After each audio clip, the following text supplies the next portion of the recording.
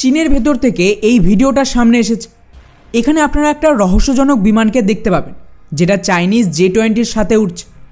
দাবি করা হচ্ছে যে এই রহস্যময় বিমান অ্যাকচুয়ালি বিশ্বের প্রথম 6th জেনারেশনের যুদ্ধ বিমান, যাকে চীন তৈরি করেছে। অর্থাৎ এটা নাকি আমেরিকার F-35 থেকেও ডবল শক্তিশালী। না, এটা চীন বলেনি, বলছে ভারতের সোশ্যাল মিডিয়ার এক্সপার্টরা। কারণ এরা নিজেরাও জানে না। তাই আজকের এই ভিডিওতে আমরা চীনের এই সিক্রেট বিমান সম্পর্কে ডিটেলসে জানার চেষ্টা করব, যে সত্যি কি এটা বিশ্বের প্রথম 6th জেনারেশনের যুদ্ধ বিমান। আর যদি এটা সত্যি হয় তাহলে ভারত একে কী করে কাউন্টার করবে, নাকি ভারত সম্পূর্ণ চীনের সামনে সারেন্ডার করতে বাধ্য হবে, যেরকমটা আমাদের এই সোশ্যাল মিডিয়ার এক্সপার্টরা দাবি করছে। চলুন এটাই খোঁজার চেষ্টা করি।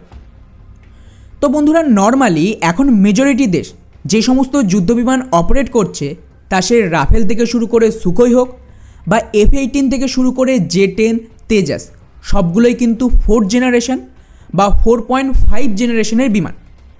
এর বিরুদ্ধে যে 5th জেনারেশনের বিমান তৈরি হয়েছে সেগুলো সম্পূর্ণ আলাদা এবং হিউজ একটা ডিফারেন্স রয়েছে, যার মধ্যে মেইনলি বিমানের অ্যারোডাইনামিক ডিজাইন স্টেলথি হতে হবে, যাতে শত্রুর রাডার ওয়েভ এখানে রিফ্লেক্ট না হয়।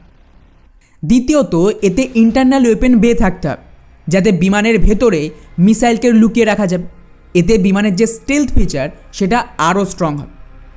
তৃতীয় ফিচার হলো এতে স্পেশাল স্টেলথ কোটিং থাকতে হবে, যাতে শত্রুর রাডার থেকে যে সমস্ত ওয়েভ আসে সেটা যখন বিমানে গিয়ে ধাক্কা খাবে, বিমানের বডিতে থাকা এই কোটিং ওটাকে অ্যাবজর্ব করে নেবে। ফলে শত্রুর রাডার কিন্তু এই বিমানকে সহজে ধরতে পারবে। এছাড়াও এই 5ম প্রজন্মের যুদ্ধ বিমানে সবচেয়ে গুরুত্বপূর্ণ অংশ হলো বিমানের স্পেশাল ইঞ্জিন, যা এখনও পর্যন্ত কেবলমাত্র আমেরিকা বানাতে পেরেছে। ফ্রান্স, ভারত, ব্রিটেন এই দেশগুলো এর উপরে কাজ শুরু করবে, এই ধরনের প্ল্যানিং চলছে, এখনও কিন্তু প্রপারলি কাজও শুরু হয়নি। এছাড়াও এতে কিন্তু বিশেষ ধরনের আরও আধুনিক counter measure, electronic warfare suite এই সব কিছু থাকবে। তবেই আপনি একটা বেসিক 5th জেনারেশনের যুদ্ধবিমান তৈরি করতে পারেন। অর্থাৎ সোজা ভাষায় 4th জেনারেশন আর 5th জেনারেশনের মধ্যে একটা হিউজ তফাৎ রয়েছে, এবং যে সমস্ত ক্ষমতাই 5ম প্রজন্মের বিমানে রয়েছে তার মেজরিটি 4th জেনারেশনের বিমানে নেই, আর না দেওয়া সম্ভব। সেমভাবে যদি কোনো দেশকে 5th জেনারেশন থেকে 6th জেনারেশনের যুদ্ধবিমান বানাতে হয়, তার মানে তাদেরকে এমন কিছু টেকনোলজিতে তৈরি করতে হবে যা 5ম প্রজন্মের যুদ্ধবিমানে নেই। এখন মুশকিল হলো এর কোনো অ্যাকচুয়াল ডেফিনেশান নেই যেটা কেমন হবে, বাট যেটুকু আমি পড়েছি তাতে এই যুদ্ধবিমানের ডিজাইন 5th জেনারেশনের থেকে আরও বেশি স্টেলথি হবে। এর যে কোটিং সেটা নেক্সট জেনারেশনের টেকনোলজি দিয়ে তৈরি করতে হবে, যা অ্যাকচুয়ালি আজকের দিনে মজুদ কোনো রাডারেই ধরা পড়বে না। এমনকি আমেরিকার যে F-35 তাকে বলা হয় বিশ্বের সবচেয়ে শক্তিশালী স্টেলথ ফাইটার জেট, এবং এর যে স্টেলথ কোটিং সেটা বেস্ট। তাকেও কিন্তু রাশিয়ার যে S-400 সেই রাডারে ধরার সক্ষম।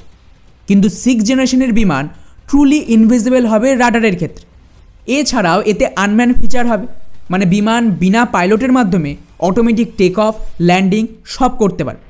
আর আমি এখানে অটোমেটিক টেক অফ বলেছি, ড্রোনের মতন গ্রাউন্ড পাইলট দিয়ে না। এছাড়াও এতে লেজার হাতিয়ার থেকে শুরু করে আর্টিফিশিয়াল ইন্টেলিজেন্স থাকবে, যে নিজে ডিসিশন নিতে পারবে অ্যাটাকের জন্য। এবং বিমানের ইঞ্জিন এতটা শক্তিশালী হবে যে 5ম প্রজন্মের বিমানের থেকেও বেশি থ্রাস্ট তৈরি করবে, তাও আবার কম ফিউলে। এবং এর যে ওয়েট সেটাও অনেক কম হবে, যা আমেরিকা পর্যন্ত বানাতে পারেনি। আর আমেরিকার সাথে তুলনা আমি এই কারণেই করছি, কারণ ইঞ্জিন টেকনোলজিতে এখনও পর্যন্ত আমেরিকা গোটা বিশ্বে বেস্ট, আর ওদের কাছেই সবচেয়ে আধুনিক আর সবচেয়ে শক্তিশালী ফাইটার জেটের ইঞ্জিন মজুদ রয়েছে। এছাড়াও এই 6th জেনারেশনের যুদ্ধবিমান সবচেয়ে গুরুত্বপূর্ণ টেকনোলজি কী জানেন? এতে লেজার হাতিয়ার থাকতে হবে, যেটা এখনও শুধুমাত্র একটা কনসেপ্ট বড় বড় দেশের কাছে। ছোটোখাটো লেজার হাতিয়ার তৈরি হয়েছে, যুদ্ধজাহাজ বা ড্রোনকে কাউন্টার করার জন্য এগুলো ব্যবহার হচ্ছে, কিন্তু ফাইটার জেট থেকে অ্যাটাক করা এই জাতীয় লেজার হাতিয়ারের মাধ্যমে ওই রকমের হাতিয়ার তৈরি করতে এখনও কয়েক দশক লেগে যাবে। এবারে আসে চীনের কথা, যে এই সমস্ত ফিচার্স অ্যাকচুয়ালি চীনের এই নতুন যুদ্ধবিমানে কি রয়েছে। চীনের এই বিমানের ভিডিও থেকে খুব একটা তো স্পষ্ট বোঝা যাচ্ছে না, তবে হ্যাঁ একটা জিনিস যেটা বোঝা যাচ্ছে সেটা হলো এর সাইজ, যেটা J-20 থেকে অনেক বেশি বড়। মানে সরাসরি এটা দেখতে অনেকটা বম্বারের মতন লাগছে, এবার এর একটা ক্লিয়ার ছবি এসেছে, এটা দেখুন। এর ডিজাইনটা খেয়াল করুন, এটা দেখতে এক্স্যাক্টলি এই বিমানটার মতন যেটা চীন কয়েক মাস আগে ওদের এয়ার শোতে দেখিয়েছিল। আর ওরা এটাকে স্টেলথ বম্বার হিসেবে প্রেজেন্ট করেছিল, নাকি কোনো 6th জেনারেশনের যুদ্ধ বিমান। এরপর এখানে আরেকটু ভালোভাবে অবজার্ভ করলেই দেখতে পাবেন এতে 5th জেনারেশনের বিমানের মতো ইন্টারনাল ওয়েপেন বে রয়েছে হাতিয়ার রাখার জন্য। এবং সবচেয়ে গুরুত্বপূর্ণ হলো এই ছবিটা।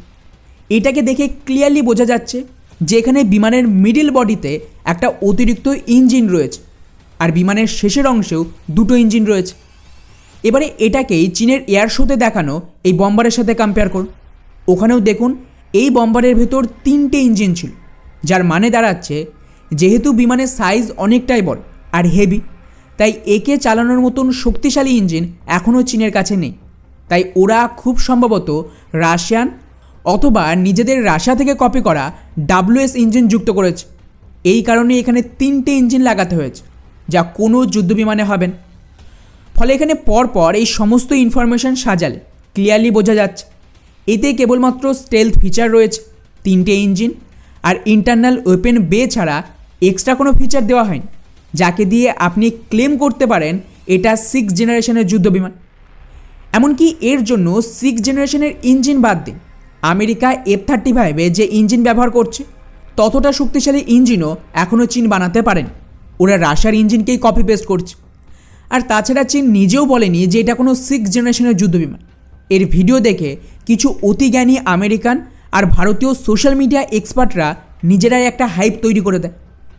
এবারে এখন আপনারা বলতে পারেন যে ভাই ঠিক আছে, যদি তাও হয় তাহলেও এর কাউন্টারে ভারতের কাছে কি কোনো অপশান রয়েছে?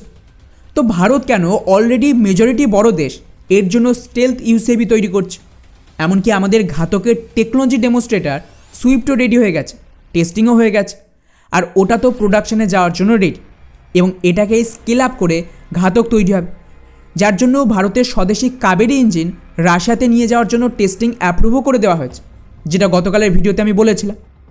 তো যদি ভারতের আরও বড় সাইজে মানে চীনের এই এয়ারক্রাফটের সাইজের বম্বার দরকার পড়ে, ভারত ঘাতককে আরও স্কেল আপ করতে পারবে এবং এটাকেই মডিফাই করে ম্যান্ড এয়ারক্রাফট বানানোও মুশকিল না। কিন্তু প্রশ্ন হলো যে এটা কি ভারতের প্রায়োরিটিতে রয়েছে? তো আমার ধারণা না, ভারত এই মুহূর্তে এই জাতীয় বম্বারের দিকে নজর দিচ্ছে, তাই ভারত ঘাতককে আপাতত স্কেল আপ করবেন। ফলে আমাদের দেশের এই সো কল্ড এক্সপার্টদের থেকে সাবধানে থাকবে, এরা চীনের থেকেও খতরনাক প্রোপাগান্ডা শুরু করে দিয়েছে। এটা কোনো 6th জেনারেশনের যুদ্ধবিমান নয়, বরং স্টেলথ বম্বার। আশা করি এটাকে নিয়ে যত ডাউট ছিল সেটা ক্লিয়ার করতে পেরেছি।